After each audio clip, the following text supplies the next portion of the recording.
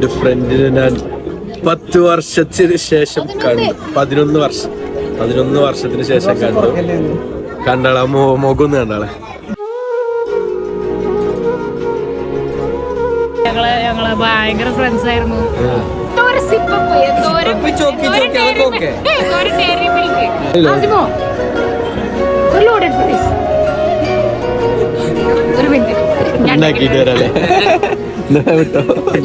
ഇത്ര ചീസും ഇത്ര ടിപ്പ് ഇട്ടിട്ട് നല്ല ഒരു ലോഡഡ് ഫ്രൈസ്.